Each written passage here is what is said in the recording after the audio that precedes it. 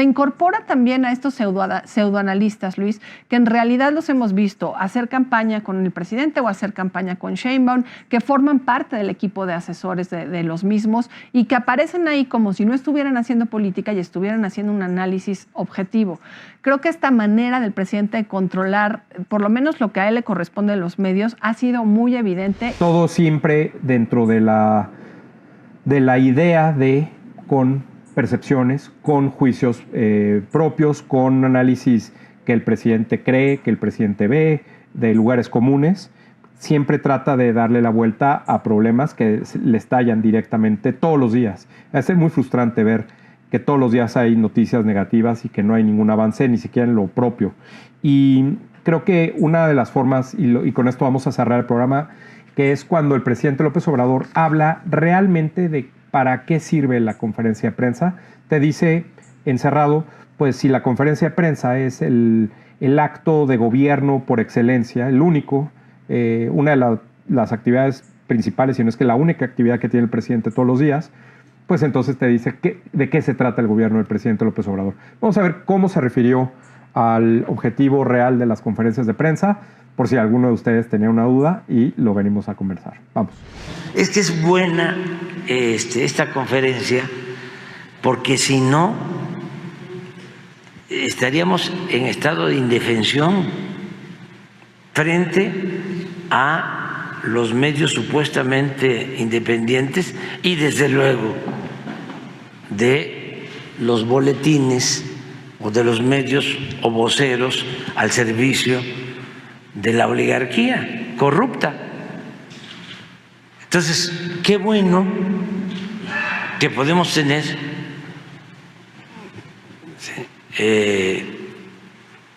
este intercambio de puntos de vista, porque así ayuda mucho.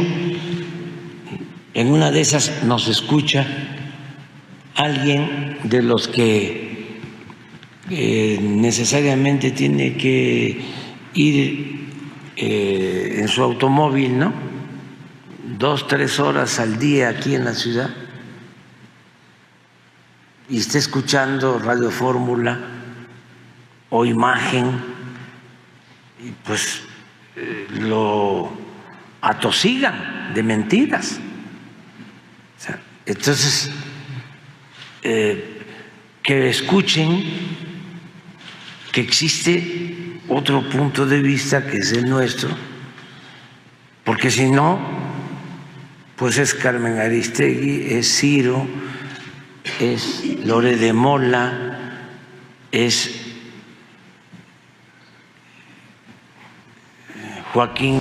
Pues esto de los medios oligarcas y corruptos creo que nos remite mucho a su ceguera sobre cómo maneja él desde los espacios públicos la parte mediática, Luis, porque no podemos negar, por lo menos quienes llevamos ya pues, más de una década trabajando y analizando temas de política pública en medios, que se ha transformado la conformación de los grupos de analistas, primero en los espacios públicos, ¿no? Cómo se fue allegando de gente cercana que se la pasa en sus columnas o en sus artículos hablando bien todo el tiempo de lo que hace el presidente, y que en realidad se dedican más a hacer publicidad y propaganda que a hacer análisis, y que van teniendo espacios formales pagados con recursos públicos en canales como el Canal 11, por ejemplo, ¿no? 22. También me parece que en el 22, también me parece que hemos visto beneficios fiscales, por ejemplo, para los moneros. Los moneros a quienes nosotros respetábamos por esta parte tan auténtica, tan creativa de hacer y de revelar la corrupción, la violación de derechos humanos en sexenios anteriores, que ahora están entregados, ¿no? Están con un papel de comunicación oficialista que da mucha pena y que claramente se han visto beneficiados económicamente. Por otro lado, y pues me veo obligada a decirlo, pero hasta en espacios privados de televisión vemos como, no sé si por algún tipo de coerción, por algún tipo de responsabilidad, donde se quieran tener los dos puntos de vista en esta polarización y caricaturización del análisis, se incorpora también a estos pseudoanalistas, Luis, que en realidad los hemos hemos visto hacer campaña con el presidente o hacer campaña con Sheinbaum, que forman parte del equipo de asesores de los mismos y que aparecen ahí como si no estuvieran haciendo política y estuvieran haciendo un análisis objetivo.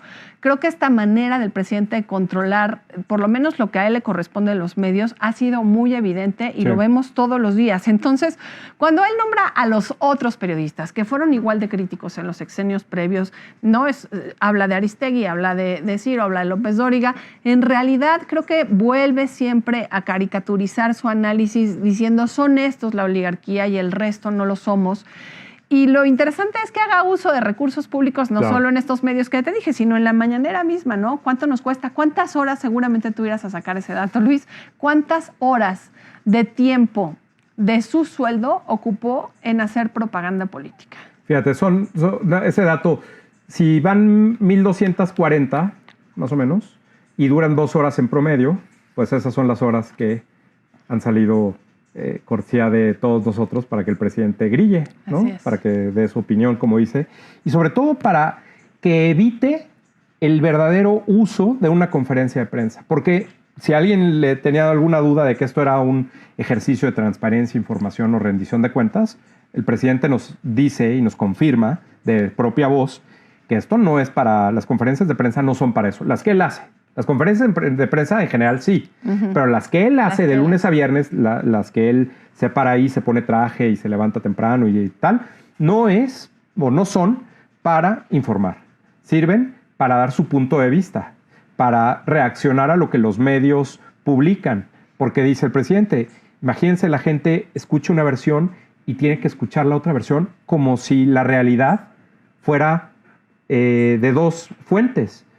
Cuando pues tendría que ser no 2 fuentes, solo una. La realidad es una y unos la reportan y los medios de comunicación dependen de que verifiquen la información para que puedan sobrevivir, para que la gente lo siga viendo, para que haya patrocinadores, para que puedan cubrir sus gastos, en fin.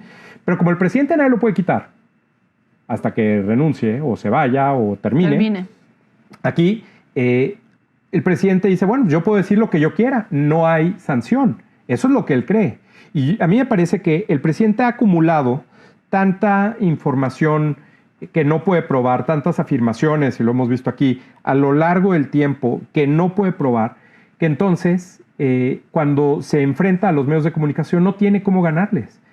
En todo el mundo, los políticos que se han enfrentado a los medios de comunicación han perdido, tarde o temprano. Desde Trump, pasando por dictadores en Europa, en Sudamérica, no se diga. Aquí el presidente, el que lo diga hoy, a estas alturas, que siga con esta tensión, es que el presidente sigue perdiendo.